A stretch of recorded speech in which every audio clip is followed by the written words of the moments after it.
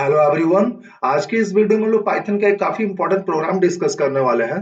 तो प्रोग्राम है write program to convert a number enter by the user into its corresponding number in words. For example, suppose if you are going to enter a number 582, then the output should be 582। Simple कहने का मतलब है कि आप जो भी number enter करोगे उसको उस नंबर को उसके करस्पॉन्डिंग वर्ड में क्या करना, कन्वर्ट करना है। ठीक है। तो इस प्रोग्राम को हम लोग डिक्शनरी कॉन्सेप्ट की मदद से सॉल्व करेंगे, क्योंकि इसको डिक्शनरी की मदद से काफी इजीली सॉल्व किया जा सकता है। ठीक है। तो चलिए प्रोग्राम को शुरू करते हैं। तो सबसे पहले मैं क्या करता हूँ, यूजर से इनपुट ले लेता हूँ। एक एन नाम का वेरिएबल डिक्लेयर करूंगा और उसमें हम लोग यूजर से एक नंबर इनपुट ले लेते हैं, इंटीजर टाइप का। तो n is equal to input enter a number. ठीक है। तो चलिए नंबर इनपुट हो चुका है यहाँ पे। ठीक है। अब इसके बाद मैं क्या करने वाला हूँ, एक डिक्शनरी डिक्लेयर करने वाला हूँ, है ना, डी नाम का। यहाँ पे हम लोग क्या करेंगे, जीरो जीरो को की बनाएंगे और यहाँ पे वर्ड को उसका वैल्यू बना देंगे जीरो को। ठीक है। ठीक इसी प्रकार से वन को की बनाएंगे। ठीक है। और ओ एन वन इस वर्ड को उसका वैल्यू बना देंगे। ठीक है। इसके वैल्यू को हम लोग उसके की मदद से एक्सेस कर पाएंगे।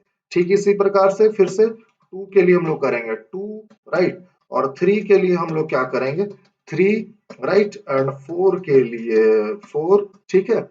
Perfect. And for five we have five. ठीक है, कोई दिक्कत नहीं है। And then for six we have six. No issue. चलिए फॉर सेवन हम लोग क्या करेंगे, उसी प्रकार से फिर हम लोग यहाँ पे सेवन कर देते हैं। ठीक है। एट के लिए क्या करना है सर, एट के लिए EIGHT, फिर से हम लोग एट वर्ड यहाँ पे सेट कर देते हैं। नाइन के लिए हम लोग नाइन इस नाइन की का नाइन जो वर्ड ये क्या कर देते हैं, उसका वैल्यू बना देते हैं। ठीक है। चलिए करली ब्रेसेस को हम लोग क्लोज करेंगे। इस प्रकार से मेरा डिक्शनरी क्रिएट हो चुका है। अब हम लोग क्या करेंगे, यहाँ पे एक एस नाम का वेरिएबल डिक्लेयर करते हैं। ये जो एस है मेरा, वो क्या है, स्ट्रिंग टाइप का वेरिएबल है। यहाँ पे एम्प्टी स्ट्रिंग मैं यहाँ पे क्या करता हूँ, इनिशियलाइज कर देता हूँ। ठीक है। तो अभी मेरा स्ट्रिंग क्या है, एम्प्टी है। अब हम लोग यहाँ पे क्या करेंगे, एक लूप चलाएंगे, while loop, while n greater than zero. तो ये लूप मेरा तब तक चलेगा जब तक n का वैल्यू क्या हो, है ना, जीरो हो, जीरो से बड़ा हो, सॉरी नॉट जीरो, जीरो से बड़ा हो। तो सपोज आप जो है n में क्या नंबर एंटर करने वाले हो, सपोज आपने n में नंबर एंटर किया, एंटर अ नंबर। तो आपने n में नंबर एंटर किया सपोज 45। ठीक है। तो ऑब्वियसली 45 क्या बड़ा है जीरो से, है ना। तो ये लूप मेरा चलेगा। अब यहाँ पे मैं क्या लॉजिक सेट कर रहा हूँ, r is equal to n modulus 10। ठीक है। अब ये मॉडुलस ऑपरेटर क्या करता है सर, ये देता है रिमाइंडर। ठीक है। रिमाइंडर देता है, और मॉडुलस 10 करोगे तो हमेशा ये लास्ट डिजिट देगा, ये भी आप समझ सकते हो। ठीक है, दूसरे वे में। ठीक है।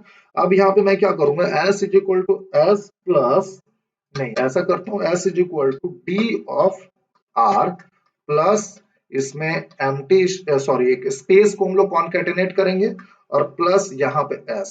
ठीक है। ये लॉजिक मैं एक्सप्लेन कर दूंगा, don't worry. n is equal to n floor division यहाँ पे 10 करते हैं। चलिए तो फिलहाल अभी यहाँ तक हम लोग समझते हैं। हमने क्या किया, n में एक नंबर एंटर किया 45। ठीक है।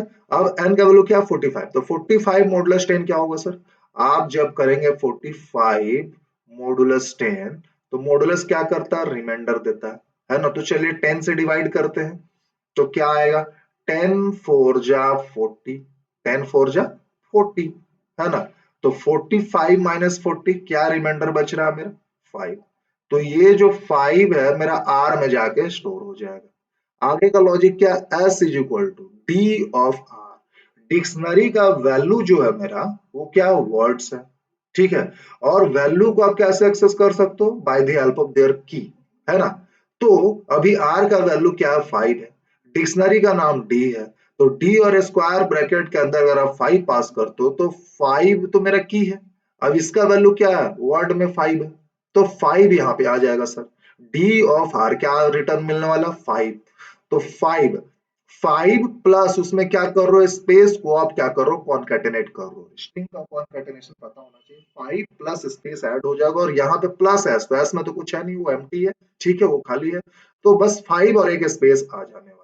तो अभी राइट नाउ जो एस का जो नया वैल्यू बनेगा, वो क्या बनेगा, एस में रहेगा मेरा 5, 5 जाके स्टोर हो जाएगा। ठीक है, 5 और साथ में एक स्पेस भी रहेगा। ठीक है। उसके बाद नेक्स्ट लॉजिक मैंने क्या लिखा है, n is equal to n floor division 10। ठीक है। तो इसमें क्या होगा, ये क्या करता है बेसिकली क्वेश्चन देता है, या आप कह सकते हो लास्ट डिजिट को अगर मतलब फ्लोट डिवीजन 10 करोगे तो लास्ट डिजिट को एक्सट्रैक्ट कर देगा, हटा देगा, ठीक है।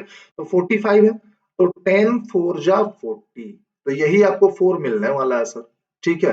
45 माइनस 45, ये तो रिमाइंडर हो गया, ये आपको क्या मिलने वाला है, 4 मिलने वाला है अगर n is equal to n float division 10 करते हो, ठीक है। अगर 10 से डिवाइड करोगे तो, ठीक है। तो ये बेसिकली आपको ये 4 देने वाला, रिटर्न करने वाला। तो जो n का भी नया वैल्यू बन गया, n में जो नया वैल्यू जाकर असाइन होगा वो क्या हो जाएगा, 4 असाइन होगा, ठीक है। तो n का नया वैल्यू बना 4, अब यहां से फिर से आप लूप में जाओगे, आप फिर से चेक करोगे कंडीशन, इज 4 ग्रेटर देन 0, आपको अभी भी कंडीशन ट्रू है, मेरा व्हाइल लूप फिर से चलेगा, है ना। तो 4 तो बड़ा है 0 से, तो फिर से हम लोग क्या करेंगे, रिमाइंडर कैलकुलेट करेंगे, r is equal to n modulus 10। अब n का वैल्यू हो चुका है 4, तो अब आप 4 को 10 से डिवाइड करिए, ठीक है। तो 4 को 10 से डिवाइड करोगे तो क्या हो गया, 10 0 जा 0, ठीक है। तो क्या बचा, मेरा रिमाइंडर बचा 4, रिमाइंडर क्या बचा, 4 बचा। तो अब r का वैल्यू क्या हो चुका है, नया वैल्यू, अब r का नया वैल्यू हो चुका है 4। अब आप यहाँ पे क्या कर रहे हो, s is equal to d of r, r में क्या है 4, तो डिक्शनरी का नाम है डी, डी ऑफ 4, तो क्या मिलेगा सर, यहाँ पे आपको 4 रिटर्न मिलेगा, है ना। तो 4, अब s का देखो नया वैल्यू क्या होगा सर, यहाँ पे क्या आ गया, 4 आ गया, 4, ठीक है, प्लस स्पेस, क्योंकि यह तो स्पेस ही है ना, तो प्लस यहाँ पे स्पेस आया, और s का ऑलरेडी पहले वैल्यू क्या था, ये था 5 और स्पेस था, तो यहाँ पे आ जाएगा 5 4, और उसके बाद क्या आके कॉन्कैटेनेट हो जाएगा 5, और यहाँ पे स्पेस रहेगा, ठीक है, परफेक्ट। चलिए, अब हम लोग यहाँ पे फिर से आएंगे, n is equal to n float division 10। अब n का वैल्यू तो 4 है, इसको 10 से डिवाइड करो तो क्या मिलेगा, 0 मिलेगा, तो n का वैल्यू हो गया 0, फिर से ऊपर जाओगे तो क्या 0 ग्रेटर देन 0 है, तो भाई 0 तो बड़ा नहीं है 0 से, तो अब मेरा क्या हो चुका है, लूप फॉल्स हो चुका है ना। तो अब हम लोग व्हाइल लूप से बाहर निकल करके क्या करेंगे, ठीक है, f का जो फाइनल वैल्यू है 4 5 उसको प्रिंट कर देंगे, ठीक है। तो यही तो हमें चाहिए ही था, आपने अगर एंटर किया 45 4 5, तो उसको उसको क्या करना था, उसके करस्पॉन्डिंग वर्ड में कन्वर्ट करना था, प्रिंट करना था, तो 4 5 फाइनली हमारा आंसर आ चुका है, तो यही तो हमें चाहिए था, राइट। तो अब हम लोग क्या करेंगे, लूप के बाहर जा करके सिंपली प्रिंट क्या कर देंगे, एस कर देंगे, ठीक है। तो यहाँ पे आएंगे, लूप से बाहर आएंगे, व्हाइल लूप से बाहर, और प्रिंट एस कर देंगे हम लोग। चलिए इसको एक बार हम लोग रन करके देखते हैं, ठीक है। तो रन करके हम लोग देखते हैं कि क्या आउटपुट आता है। 4 5 मैं एंटर करता हूँ, ये देखिए 4 5 बिल्कुल परफेक्ट आउटपुट आ रहा है, ठीक है। चलिए हम लोग थोड़ा कोई और नंबर एंटर करके देख लेते हैं।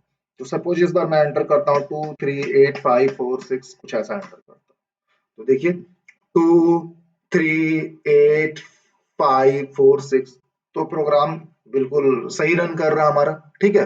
तो होप सो ये आपको प्रोग्राम समझ में आया होगा।